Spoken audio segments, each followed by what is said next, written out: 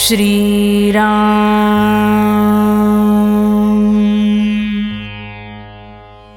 नाम हे परमात्म स्वरूपच आहे. नाम म्हणजे भगवंताचं नाव. साधन या दृष्टीने देवाच्या निरनिराळ्या नावात फरक नाही.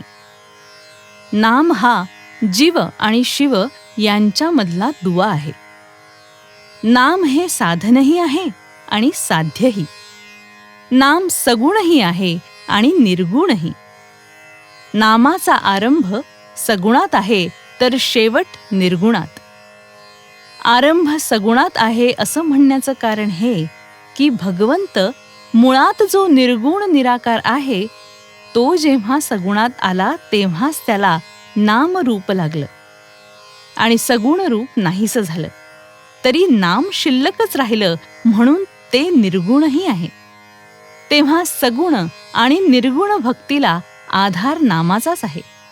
नाम हा सत्संगाचा पाया आहे आणि कळसही आहे. नाम म्हणजे आपली वृत्ती आणि भगवंत यांना जोडणारी साखळीच आहे. लग्न झाल्यावर स्त्री जशी नवऱ्याशी एकरूप होऊन जाते त्याप्रमाणे वृत्तीचं नामाशी लग्न होऊन ती नामरूप बनली पाहिजे. नाम अत्यंत सूक्ष्म आहे आणि वृत्तीसुद्धा सूक्ष्म आहे. म्हणून नाम घेण्याने वृत्ती सुधारेल. वृत्ती सुधारली की चित्त शांत होईल. चित्त शांत झालं की निष्ठा उत्पन्न होईल. सगळ्यांचा भावार्थ एकच आहे. अन्नाला स्वतःची चव असते. त्यात आपण आपली गोडी आणि आपली आवड घालून नंतर ते खातो.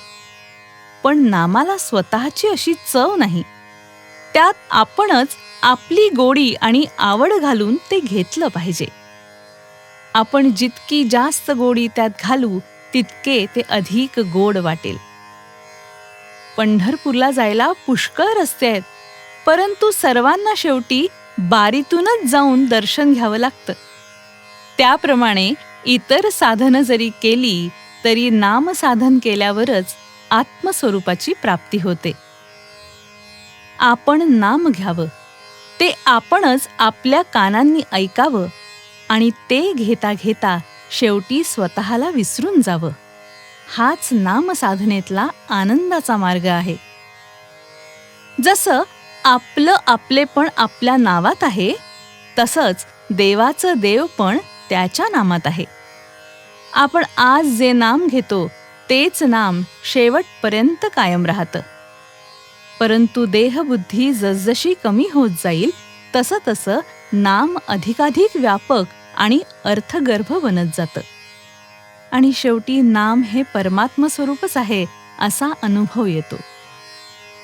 पाणी हे जसं शरीराचं जीवन आहे तसं नाम हे मनाचं जीवन बनलं पाहिजे. नाम इतकं खोल गेलं पाहिजे की प्राणाबरोबरच ते बाहेर पडावं.